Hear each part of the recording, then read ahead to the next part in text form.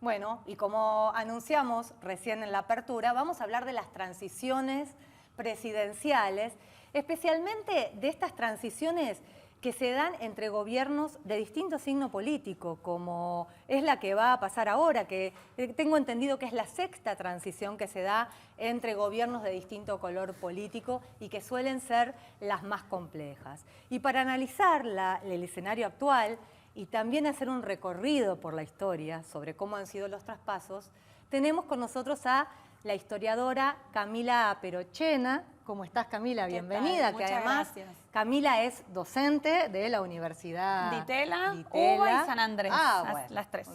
Una grosa. Sí. Y además, también Camila conduce el podcast La Banda Presidencial. Sí, La Banda Presidencial. Yo, junto con Santiago Rodríguez Rey, mi coequiper, lo producimos y lo conducimos juntos para el Diario de la Nación. Que está teniendo mucho éxito. Está funcionando muy bien. Ya el podcast terminó de salir, no es un podcast sobre historia de los presidentes de la Argentina. O sea, cada episodio es un presidente diferente, desde Rivadavia hasta Macri. Y hay un episodio especial que hicimos sobre presidentes y vicepresidentes. ¿Cómo fue la relación en la historia entre presidentes y vicepresidentes? Eso es un episodio extra que sacamos hace muy poquito. Buenísimo. Ya vamos a empezar, pero primero lo quiero saludar a nuestro compañero Facu Sonati. Buenas noches. Facu, no me olvidé de vos.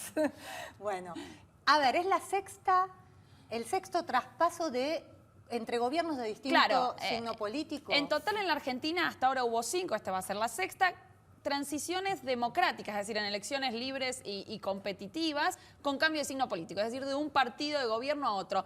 Y llamativamente frente a todo lo que hubiésemos podido esperar, digo, porque después de las PASO lo que parecía ser era que iba a ser una transición problemática, plagada de incertidumbres, es decir, si nosotros volvemos la historia atrás y nos ponemos en el 12 de agosto, uno pensaba que para llegar al 10 de diciembre nos quedaba un camino larguísimo e infernal y la realidad es que estamos llegando al 10 de diciembre de una manera mucho más tranquila de la que hubiésemos esperado. Es más, seguramente el 12 de agosto nadie hubiese podido predecir que toda la región iba a estar en una crisis absoluta y que Argentina iba a ser una especie de isla suiza dentro de la región, ¿no? Digo, que Chile iba a estar en un momento de efervescencia como el que está, Bolivia también. De Bolivia se podía llegar a predecir un poquito más. De Chile era bastante, ¿no? Y Argentina... No me quiero ir de tema, pero te tengo que preguntar esto. ¿Por qué crees que pasa esto en Argentina? ¿Por qué no explotó todo? ¿Por qué no explotó todo? Bueno, a ver, yo lo que diría es que hemos logrado canalizar institucionalmente nuestros desacuerdos, ¿bien? Tampoco sería tan optimista, digo. No, estamos en una situación de tensa calma, pero esa tensa calma no significa que tengamos los problemas resueltos, ¿no? Lo que pasa es que en comparación en la actualidad, pero yo diría que, o sea, no me haría los rulos a que estamos fuera de peligro total, sí. Claro, la vulnerabilidad está latente, digamos. Argentina tiene graves problemas económicos y en esa transición, digamos, son muchos los actores claves, digamos, de ese paso de mando. No es solamente Macri y Fernández o Fernández y Macri, sino distintos actores que van a cubrir un papel central. En ese sentido, ¿hay una transición también ordenada o hay cierta desconexión? Bueno, yo creo que ahí estás poniendo un poco el acento en algo bastante clave, que es qué está pasando a nivel de los ministerios. Es decir, porque buenísimo que Macri y Fernández hayan por fin zanjado el problema de dónde iba a ser la transición, que es eso, en un momento esta semana parecía que iba a ser un problema, pero todo indica que a nivel ministerios, a nivel secretarías, a nivel direcciones, la cosa viene muy frenada, ¿bien? Y creo que eso es lo que hoy en día debería preocuparnos un poco más. Hubo algunas reuniones, como yo conté que recién arrancan ahora, ¿no? Claro, porque no definían los nombres tampoco. Porque no tenían los nombres, porque también había toda una idea, lo que se comentaba era que Fernández no quería quemar al equipo antes de arrancar, bien, pero la realidad es que las reuniones son muy escuetas y las cosas que hay que arreglar son bastante profundas. Las transiciones que hay que hacer a nivel secretaría son muy importantes. Y a mí creo que lo que hoy en día más me preocupa es que no se esté haciendo ese tipo de transición, porque En definitiva, lo que garantiza la continuidad no es solamente lo que está sucediendo a nivel macro, lo que pasa entre un presidente y otro, sino también lo que va a garantizar cierta continuidad es lo que pasa dentro de los ministerios y en las secretarías. Entonces, yo creo que una de las cosas que más habría que mirar ahora, claro, me parece que es eso. eso. ¿En qué deberían ponerse de acuerdo? ¿En qué consistiría la transición Bueno, en los ministerios? hay que ver qué cosas quedan pendientes, hay que ver qué, no sé, licitaciones, cosas que se hacen a nivel no solo burocrático, decisiones que se tomaron a lo largo de estos 4 años, qué políticas se van a seguir. Yo creo que el hecho de no hacer esa transición más micro, ¿no? A nivel más micro, le llamaría micro por decirlo de alguna manera, no llevar adelante esa transición a nivel micro, lo que está mostrando es que no hay voluntad de continuar con nada, ¿no? Como bueno, y también eso es algo muy que van a empezar muy argentino, muy ¿no? argentino. La idea de, bueno, volvemos a empezar todo de nuevo, borrón y cuenta nueva. Lo que vos llamás refundar la Argentina. Refundar, claro, esa especie de síndrome refundacional. Y para mí el hecho de no estar haciendo nada a nivel ministerio es un problema. Hay una anécdota que cuentan los funcionarios de Obama en el contexto de la transición de Obama a Trump, que está escrita en un libro que se llama The Fifth Risk. Y en ese libro lo que cuentan es que Obama le había ordenado a sus secretarios, a todos los secretarios de Estado, armar un equipo de transición. Entonces, habían planeado un día específico que habían arreglado, que iban a venir los futuros funcionarios de Trump con los funcionarios de Obama. Los funcionarios de Obama habían armado toda la transición, cuadernos, explicaciones sobre qué explicarle cada funcionario al funcionario entrante. Y el día que estaban todos listos para hacer la transición, del equipo de Trump no fue nadie. ¿Bien? Y eso me parece que dice mucho de cómo estás pensando la política, de cómo estás pensando la transición, de cómo estás pensando el Estado. No estoy queriendo decir que los funcionarios de Alberto Fernández son lo mismo que van a ser, que fueron los funcionarios de Trump. Quiero decir que me parece que esa anécdota marca un poco la manera en que se entiende un cambio de gobierno con cambio de signo político. Vos hablabas de lo de la entrega del bastón, que se pusieron de acuerdo, también lo contábamos nosotros. Por suerte, sí. ¿Dónde se debe hacer? Porque la Constitución dice que la jura tiene que ser en el Congreso, pero después hay tradición de la Casa Rosada. La realidad es que es una cuestión más de usos y costumbres, ¿no? No hay una regla escrita de dónde tiene que ser. La mayoría de los presidentes postdemocráticos, post-transición a la democracia, la han hecho en la Casa de Gobierno. El caso igualmente de Néstor Kirchner y de Cristina Kirchner ha sido en el Congreso. Sí, claro. Entonces, lo que se toma es, bueno, ¿cuál es la tradición? Bueno, la tradición ha sido la jura en el Congreso y el paso de banda en la Casa de Gobierno, pero no hay nada legal que indica que eso tenga que ser así.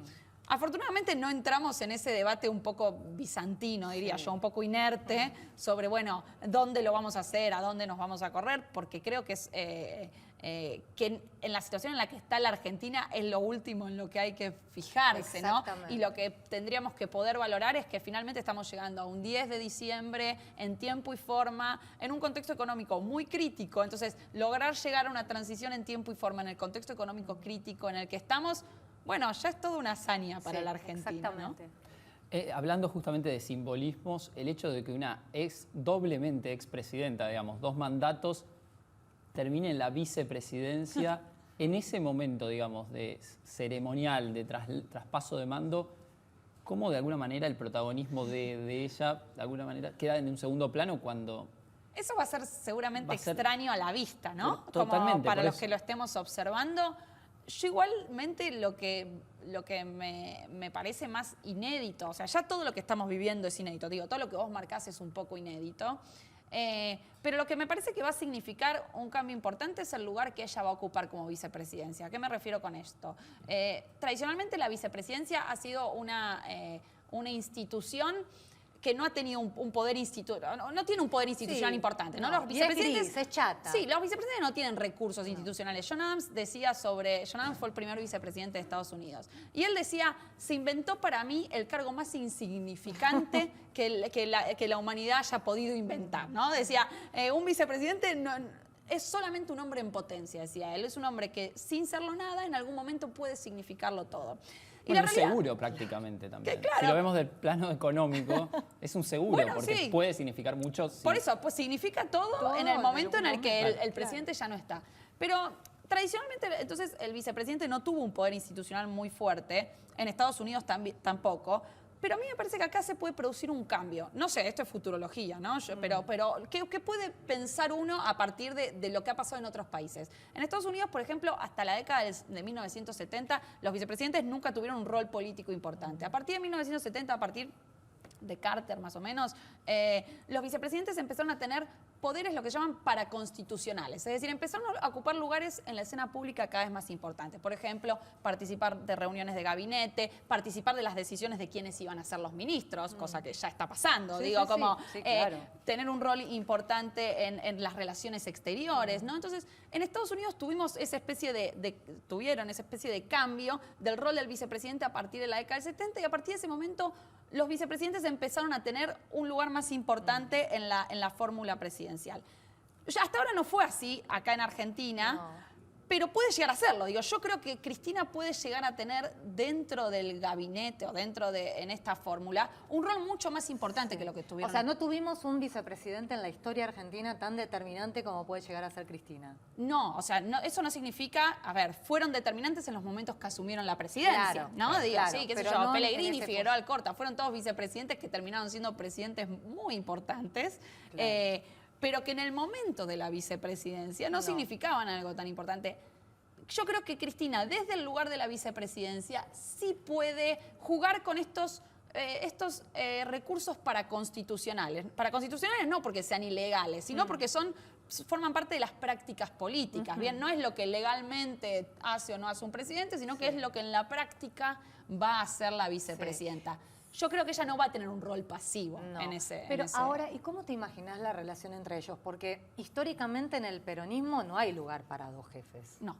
De hecho, a ver... Digo, a la larga, son 2 años y a la larga uno se impone. No, en eso estoy totalmente de acuerdo y además, si uno ve la relación que Cristina esperaba tener con sus vicepresidentes, es seguramente lo contrario a la relación que Cristina espera tener con Alberto Fernández. Es decir, Cristina tenía una visión de la vicepresidencia, de la presidencia y la vicepresidencia muy bolivariana. ¿En qué sentido muy bolivariana? Bolívar decía, el vicepresidente es el cargo más encadenado que puede haber, porque tiene que obedecer las leyes del legislativo y las órdenes del ejecutivo. Claro.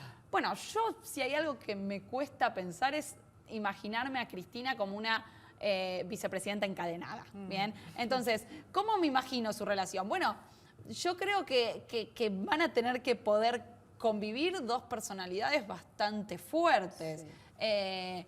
No sé cómo va a ser esa convivencia. Me imagino que en lo inmediato, en el corto plazo, esa convivencia va a tender a ser buena. Es decir, me imagino que en el corto plazo Cristina Kirchner no va a intervenir tanto. Pero todo eso depende de cómo evolucione el gobierno, ¿no? Y cómo funcione.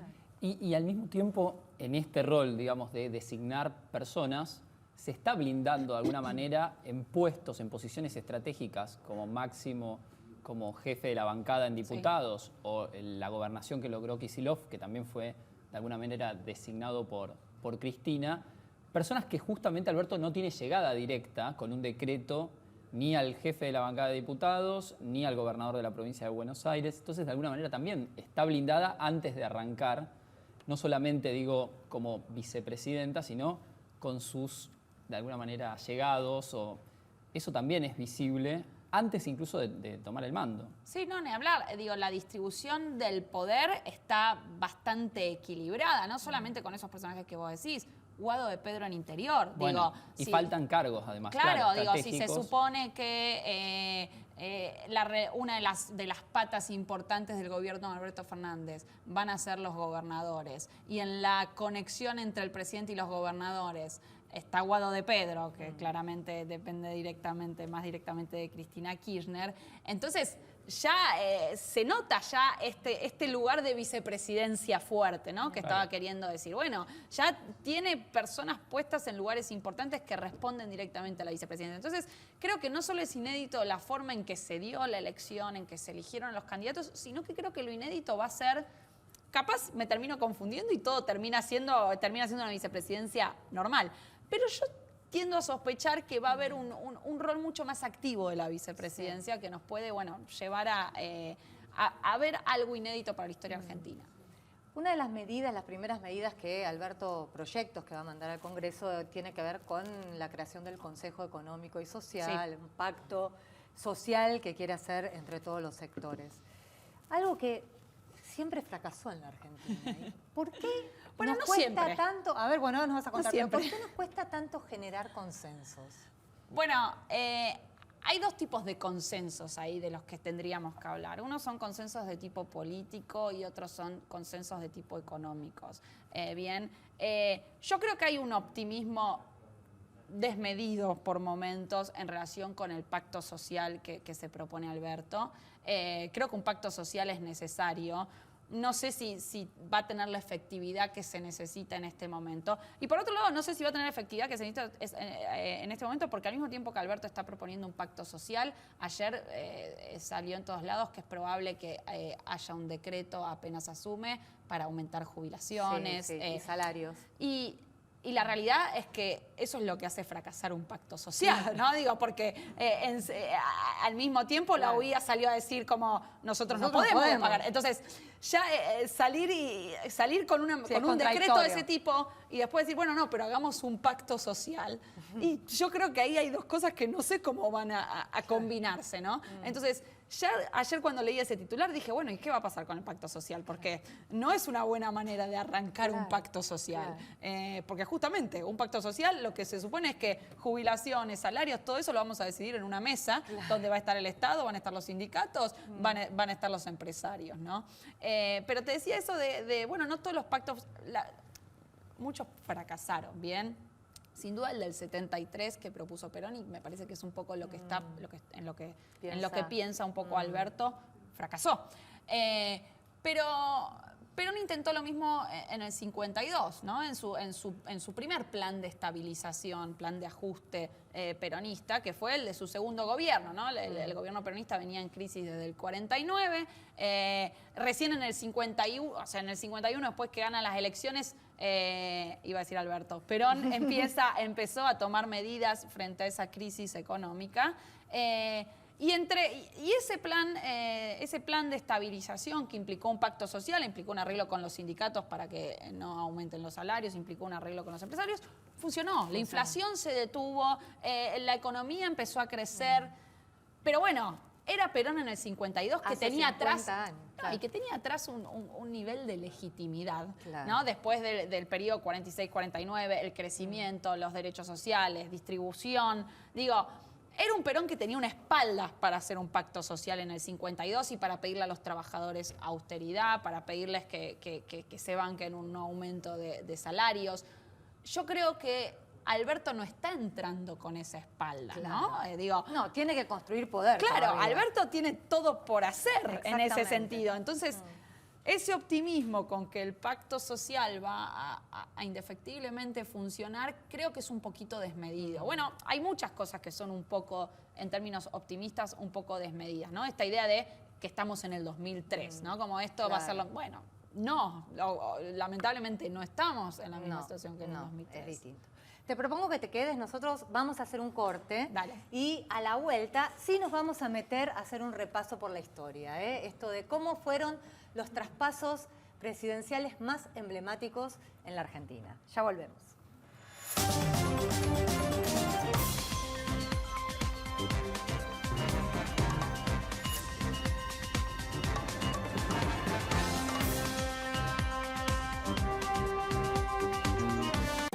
Estás en Buenos Aires, estás en el canal de la ciudad. Muy buenos días, ¿cómo les va? El desayuno es mejor si estás acompañado. Para todo lo que necesitas saber antes de salir de tu casa, está Hoy Nos Toca a las 7. Te esperamos todos los días acá en el canal de la ciudad a partir de las 7 de la mañana con toda la información que a vos te interesa. Javier Díaz, Sofía Bustamante y Santiago Russo te cuentan las noticias más importantes. Actualidad, economía, deportes y servicios para estar informado desde bien temprano. Hoy Nos Toca a las 7. De lunes a viernes, Canal de la Ciudad.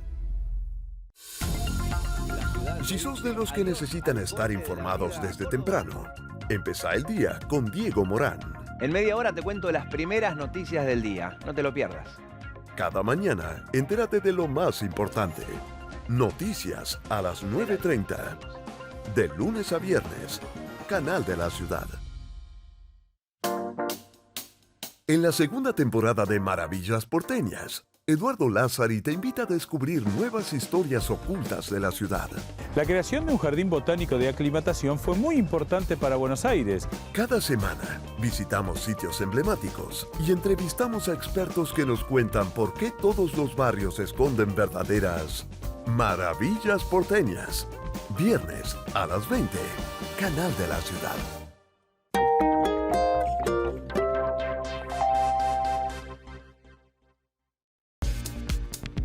Este domingo, Karina Alonso Piñeiro recibe a Ignacio Noel, dueño de la alimenticia Moriche y presidente de la Sociedad Comercial del Plata. Yo digo, a mí me tocó nacer en la Argentina, mi familia vino a la Argentina, yo quiero que le vaya bien a la Argentina. Se inició en el sector alimenticio con la empresa que fundaron sus antepasados y luego saltó con otras industrias. Creo que aún en los momentos que a uno le está yendo bien, no se tiene que dormir en los laureles y tiene que tratar de seguir modernizándose.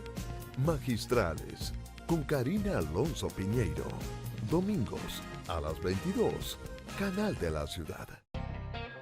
Tenemos el único conductor que se mueve como pez en el agua.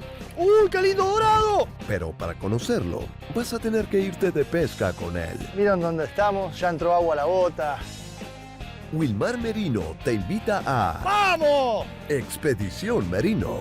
Lunes, 20 horas, Canal de la Ciudad.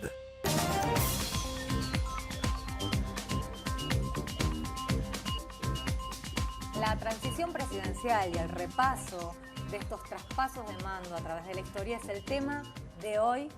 De hoy nos toca la noche. El tema del día de hoy nos toca la noche. Y la tenemos para eso a la historiadora y docente Camila Perochena, que ya estuvo recién en el primer bloque, y seguimos con ella para hablar de esto tan interesante que haces en el podcast La Banda Presidencial. La Banda Presidencial, efectivamente. Hicieron un experimento ahí, una suerte encuesta, ¿no? Sí, hicimos una encuesta dividida en dos es? en realidad, porque en cada episodio o al final de cada episodio nosotros le preguntamos a todos los entrevistados, ¿no? En cada episodio hay 3 o 4 entrevistados que son historiadores especialistas en ese presidente. Y al final de cada episodio les preguntamos a cada uno a quiénes pondrían en un Monte Rushmore local. El Monte Rushmore es esa montaña de Estados Unidos que tiene las caras de los presidentes. Sí. Entonces decimos, bueno, ¿qué 4 presidentes elegís vos para poner en tu Monte Rushmore local? Hicimos esa encuesta o esas preguntas a todos los especialistas y entre los especialistas los presidentes que más votos tuvieron fueron Perón, Sí, Alfonsín, sí, Roca sí. e Irigoyen. Qué mezcla. ¿Qué mezcla? ¿No? Pero son presidentes que tienen cierto consenso. Sí. Y después le hicimos esa misma encuesta, la hicimos en Twitter y en Facebook. Sí. ¿Bien? Y en esa encuesta de Facebook, ahí lo que se ve es más la grieta. Es decir, los que ganaron en Facebook, Alfonsín no ganó en la encuesta tuitera Sí. de Facebook, sino que los que ganaron fueron Perón, Sí. Irigoyen, Roca y Sarmiento. Sarmiento. Ahora, ¿sabes qué? No sé si es que Roca tiene mala prensa con todo el tema de la conquista del desierto, no lo sé, pero ¿por qué? Me llama la atención por qué votan a Roca los historiadores. Roca, los historiadores y Sí, también el sí, público, y el ¿no? público. Roca fue muy importante para la consolidación del Estado Nacional. En principio, Roca abre e inicia un proceso de modernización económica, de progreso económico muy importante, de consolidación del mercado interno, ferrocarriles, comercio, telégrafos, es decir, comunicar el país y además extender las fronteras tal como las conocemos hoy, es decir, no tendríamos una Argentina con los límites con los que la conocemos hoy si no fuera por Roca. Fue el origen del granero del mundo, de la Argentina granero del mundo. La Argentina agroexportadora, si bien obviamente arranca antes, es decir, ya en la década del 70 tenemos el desarrollo de un proceso agroexportador, Roca va a transformar, va a dar un salto cualitativo, ¿no? O las políticas económicas que va a llevar adelante van a generar un salto cualitativo por esto, ¿no? Va a comunicar a un país que estaba casi incomunicado, va a consolidar institucionalmente, va a ser algo muy importante que es terminar por decirlo de alguna manera, con la rebeldía de Buenos Aires, es decir, la federalización de Buenos Aires. Es decir, que Buenos Aires se convierta en capital federal, que Buenos Aires ya no sea la sede o no los tenga como huéspedes a los presidentes, sino que se convierta en capital. Todo eso se hace con Roca, ¿no? Entonces, un poco la Argentina, tal como la conocemos hoy, más allá de las cuestiones valorativas que se puedan hacer en relación con la campaña del desierto, la Argentina en términos institucionales y económicos de los siguientes 30 años le deben muchísimo a Roca. Entonces, bueno, por eso tanto historiadores como público. Y Alfonsín obviamente no fue por su gestión económica. Bueno, no es como que el día de mañana lo voten a Macri. A veces uno dice... Digo, porque está asociado obviamente al retorno de la democracia. Al retorno de la democracia. No hizo una buena gestión económica. Sí, y uno podría decir, a veces uno puede evaluar a los presidentes o por sus intenciones o por sus resultados. Sin duda, Alfonsín es más difícil evaluarlo por sus resultados si nos paramos en el 89. Claro. Ahora bien, las intenciones y lo que hizo Alfonsín en un contexto de terrible incertidumbre, o sea, en un contexto en el cual la democracia estaba en peligro permanente y en el cual parecía que había que elegir entre justicia y democracia, Alfonsín intenta las dos. Claro. Alfonsín intenta consolidar la democracia yendo a la justicia, es decir, tratando de garantizar los juicios a las juntas. Y creo que eso es como muy valorable. ¿Y cuáles fueron otras de las transiciones históricas más relevantes de la Argentina? Si vamos incluso mediados del siglo XIX, podemos marcar como inicio de presidentes constitucionales y transiciones. Totalmente. Yo les había dicho en el primer bloque que hubo 5 transiciones presidenciales con cambio de signo político en la historia argentina. Y si vamos a la primera, que es la de 1868, y de hecho es la primera transición presidencial en una Argentina unificada, que es la transición de Mitre a Sarmiento. Es una transición que a mí me entretiene mucho, ¿no? Tiene una historia muy, muy entretenida. Y tiene una historia muy entretenida porque fue una transición bastante conflictiva o poco cooperada. Incluso Sarmiento decía... Fue la transición más vergonzosa que hubo desde la Revolución Francesa. Sarmiento era un exagerado, ¿no? Porque en la Revolución Francesa le cortaban la cabeza a un rey, ¿no? Como, no es tan comparable. Pero no importa, Sarmiento entendía esa cosa como, bueno, exagero todo. Pero bueno, esa transición fue complicada porque Mitre, que era el presidente saliente, no lo había apoyado a Sarmiento en la elección de 1868. El candidato de Mitre era otro, era Elizalde. Gana las elecciones finalmente Sarmiento, que pertenecía a otra tradición política, otra facción política diferente. Y Mitre le prepara una transición presidencial muy complicada. ¿Por qué? Bueno, Mitre era como un caudillo popular en Buenos Aires. A Mitre lo conocía todo el mundo. Mitre iba caminando a la Casa de Gobierno y se la pasaba saludando gente por Buenos Aires. Y en esa transición, Mitre llena la Casa de Gobierno de mitristas y organiza la transición en una especie de sala donde entraban unas cientos de personas. Y en lugar de meter 100 personas, Mitre metió unas 1000 personas, ¿no? Entonces, era una sala donde la gente estaba atiborrada. Sarmiento llega a la Casa de Gobierno, se da cuenta que están todos los mitristas le gritan ¡Viva Mitre! Y Sarmiento diciendo, no sé si responderles, si enojarme, si insultarlos. Porque aparte Sarmiento era un cabrón, entonces tranquilamente se podía... parar de manos, por decirlo de alguna manera. Finalmente llega a la sala donde se hacía, lo ve a Mitre que estaba en la otra punta de la sala y se da cuenta que tiene que atravesar a toda esa gente. Entonces lo que cuenta Sarmiento es que fue vergonzosa porque tuvo que a los codazos y a los empujones, que lo pisaban, que la gente le gritaba viva Mitre y que él se tuvo que abrir paso entre toda esa gente. Llegó finalmente a Mitre, se hace el traspaso de mando, Mitre decide dejar la casa, salir de la Casa de Gobierno y todos los mitristas se van con Mitre y Sarmiento queda solo. ¿No? Vos sabés que se me ocurre con lo que contás, que es una anécdota muy interesante, y además lo bien que la contás, es que ese es el fantasma que tiene Macri en el Congreso. Bueno, es que en el 2015 un poco... ¿no? Cuando... el miedo es que estén los palcos llenos de kirchneristas y de camporistas y que lo abucheen. Totalmente. Por eso él quería en la Casa Rosada. Y yo creo que en el 2015... Era un poco, o sea, ahora sería al revés, ¿no? Porque Macri es el presidente saliente. Claro. Pero creo que en el 2015 un poco el temor era ese, porque Macri era el presidente entrante, ¿no? Era el Sarmiento de esa historia. Finalmente no se dio así, porque se terminó dando de otra manera la transición. Pero si hubiese sido entre Macri y Cristina, bueno, podría haber sido una cosa medio simpática entre Mitre y Sarmiento. ¿Qué otra transición emblemática? A ver. Bueno, después hay una transición que todo indicaba que podía ser una transición complicada. Podría haber sido una transición complicada, que es la de Victorino de la Plaza Irigoyen. Y podría haber sido una transición complicada en 1916, porque por primera vez asumía un nuevo partido de gobierno que era la Unión Cívica Radical después de décadas de gobiernos panistas. Bien, entonces, y aparte después de una ley electoral como la ley Sáenz Peña, ¿no? Una suerte de cambio de régimen, si bien sobre eso hay debate, era una suerte de cambio de régimen.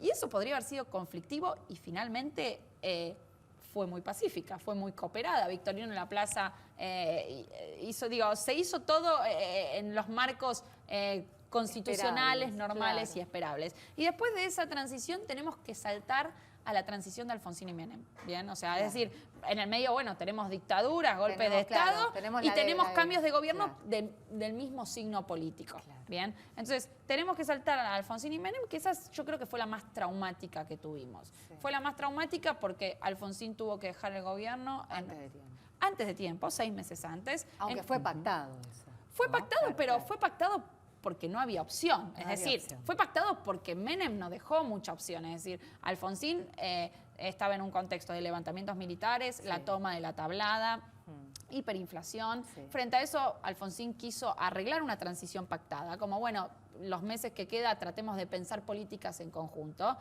Y Menem dijo, yo ya estoy para entrar. Como...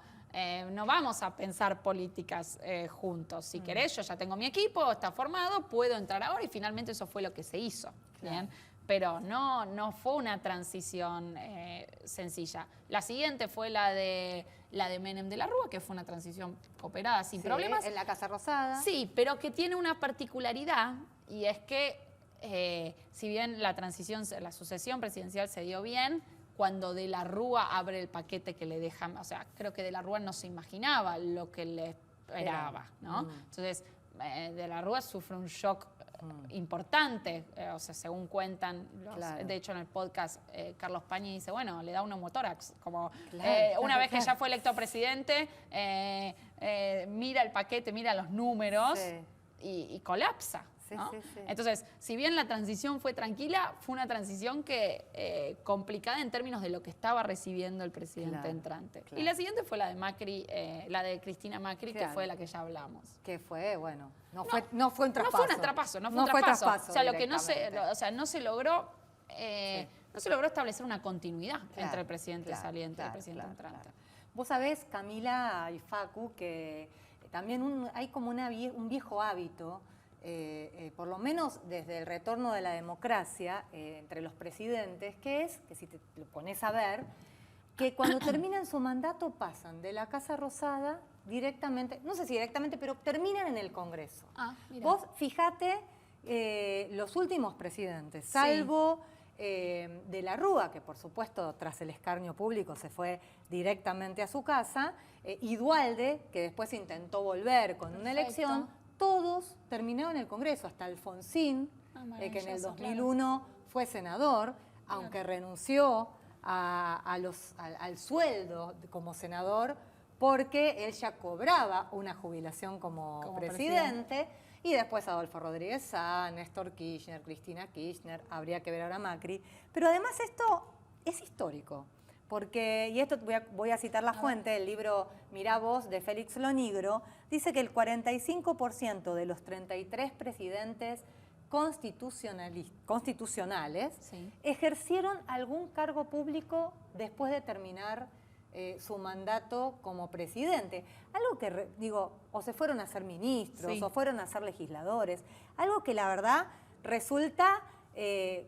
raro, porque es como que vos pienses que, no sé, un empresario que llega a ser CEO de una empresa, después acepte ser a un cargo administrativo, ¿no? Entonces uno se pregunta, ¿no? ¿Por qué los presidentes, hasta Alfonsín, por qué tienen la necesidad de seguir en la vida política y de seguir y de estar, no volver al llano, ¿no? Esta cosa de negarse al olvido. Para mí hay una explicación muy psicológica en eso. Yo creo, hay una politóloga, es historiadora, politóloga norteamericana, se llama Doris Kearns, que trabaja con presidentes norteamericanos, ese es su tema.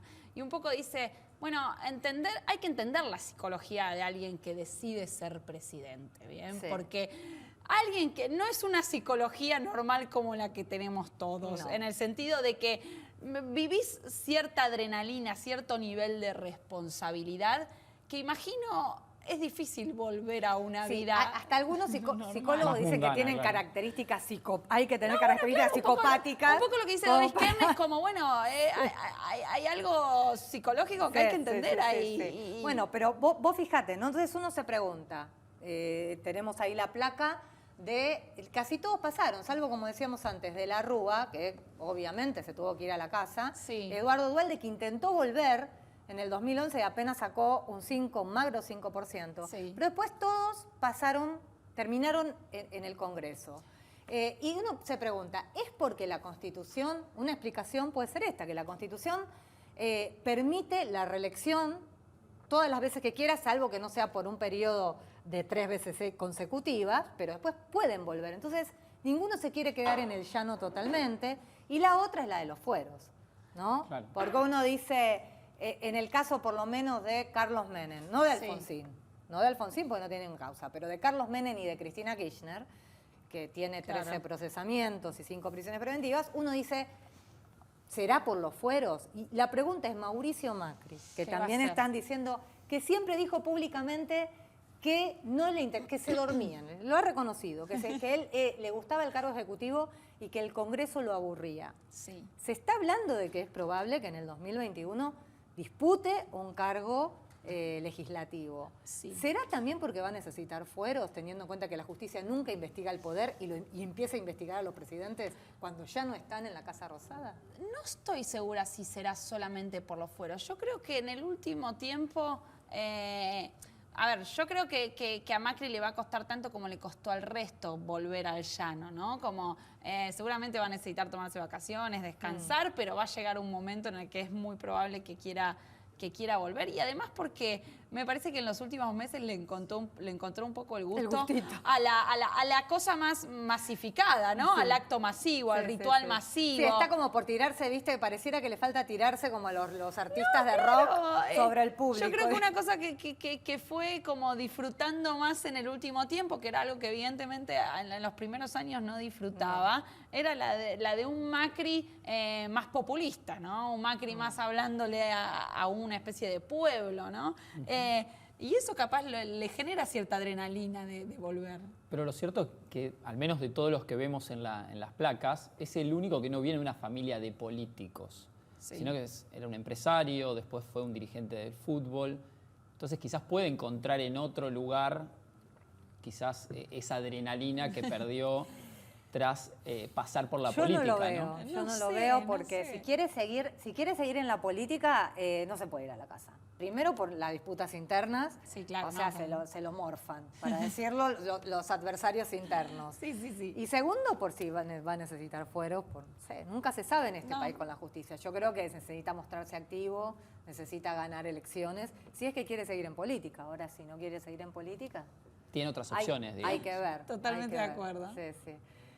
Gracias, Camila. No, muchas la verdad gracias a que ustedes. ha sido un gusto Un tenerte aquí y bueno, ya te invitaremos. Gracias por la nuevamente invitación. para seguir hablando y repasando la historia. Vamos a ver qué pasa una vez que asuma Alberto y Buenísimo. si esto se da, si esta transición, vas a tener ahí una nueva transición, una nueva Sí, historia para contar. anoto una más. A ver si lo abuchean o no a Sí, Macri, sí, sí. si podemos tener una transición en paz y adulta. Exactamente. Muchas gracias. Bueno, No, gracias nosotros a vamos a ustedes. hacer un corte y enseguida volvemos cuando Hoy Nos Toca la Noche.